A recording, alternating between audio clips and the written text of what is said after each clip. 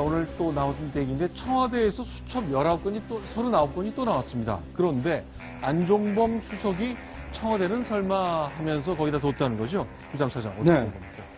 그러니까 그 안종범 수석이 2014년 6월부터 지난해 11월, 그러니까 구속 직전까지 사용했던 안종범 전 수석의 수첩 39건이 청와대에 그 보관이 돼 있었다는 겁니다.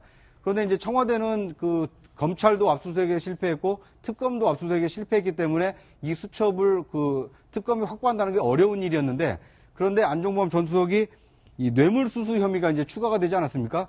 그러니까 이 뇌물수수 혐의를 특검이 추가하자, 그러면 내 수첩을 제공하겠다라고 해서 이 자신의 보좌관을 시켜서 청와대에 보관했던 39건의 수첩을 이 특검에 제출했다고 합니다. 아, 그러니까 안종범 수석의 수첩에 많은 정보들이 담겨 있는데 일부 압수된 거는 이제 집에다 뒀던 거고 이번에는 청와대에 뒀던 건데 청와대는 스스로 불리한 일을 한 겁니까? 아니면 안종범 수석은 왜 이걸 낸 거죠? 정리를 좀 다시 한번 해주세요. 일단 그 안종범 전 수석의 경우에는 뭔가 이제 국정농단의 경제수석으로서 개입했던 것을 수사받는 것까지는 뭐 이제 그럴 수 있다라고 봤는데, 이 그 김영재 원장의 부인으로부터 지금 그 명품 백을 선물 받은 것이 이게 좀 드러나지 않았습니까? 특검 수사를 통해서. 네. 그래서 이제 뇌물수수 혐의가 추가가 되다 보니까 자신이 이제 굉장히 어떤 파렴치범이나 또는 어떤 이게 불리한 상황에 처하게 되니까 특검의 수사에 필요한 자료를 제공을 한 것으로 보입니다. 어떻게 보면 수사에 협조를 함으로써 자신에 대해서는 약간 이 선처를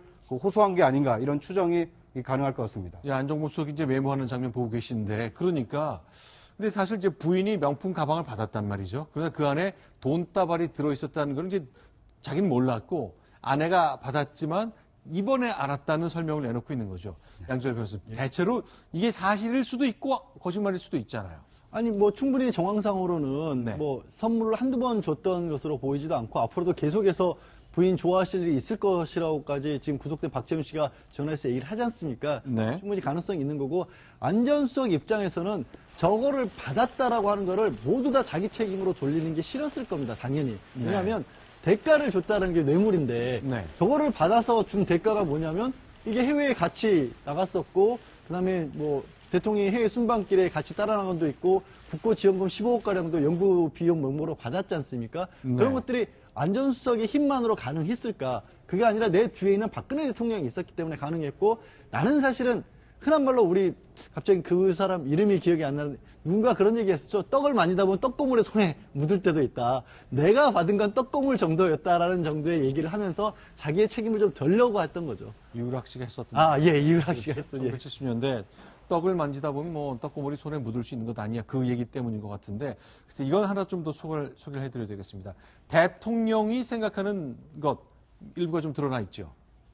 네. 예. 이 소추 사유에 대한 피청구인의 입장, 그러니까 여기서 피청구인은 박근혜 대통령인데요. 네. 이 최순실의 의견을 참고하라고 한 것이지 청와대 문건이나 자료를 보내라고 하지 않았다. 그러니까 어떻게 보면 이 그 국정농단에 적극 개입한 것이 아니라 단순히 의견을 참고하라고 했다. 뭐 이렇게 이제 면피성 해명을 내놨습니다. 그러니까 대통령이 이제 연설문을 쓰는데 이제 이랬거든요.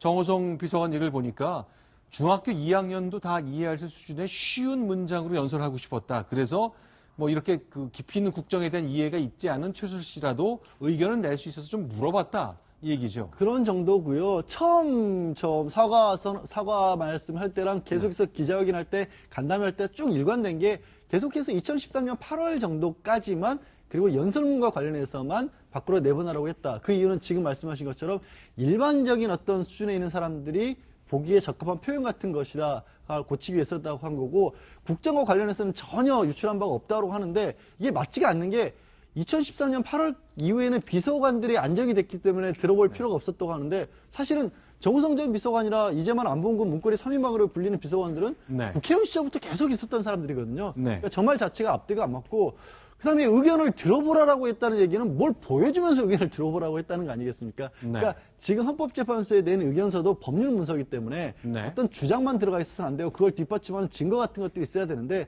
그냥 일방적인 의견만 정리한 거라서 헌법재판소에서 얼마나 깊이 있게 저것의 가치를 둘지는 잘 의아스럽습니다. 실제로 이제 오늘 아침 동아일보가 여론조사를 통해서 물어봤더니 뭐 일반인들한테 물은 겁니다. 일반 국민에게 물었을 때 법률 전문가는 아니지만 그동안 쭉 들었던 보도를 바탕으로 여러 가지 관이 좀 생기는 거겠죠. 예, 동아일보가 3일과 4일 여론조사를 한 1000명 정도를 대상으로 전국을 대상으로 했는데요. 탄핵안을 박근혜 대통령이 받아들여야 한다는 응답이 78%를 웃돌았습니다. 네. 그리고 기각해야 된다 이런 사람이 13% 정도밖에 안 됐고 나머지 사람들은 잘 모르겠다, 판단을 유보하겠다 이런 답변을 내놨습니다. 자, 탄핵 결정 심판하는 그 시점에 대해서도 얘기를 했군요. 네, 이정미 재판관이 퇴임하기 이전, 그러니까 3월 13일 이전에 해야 된다. 이런 사람들이 절반을 넘었습니다. 무려 네. 62%나 됐고요.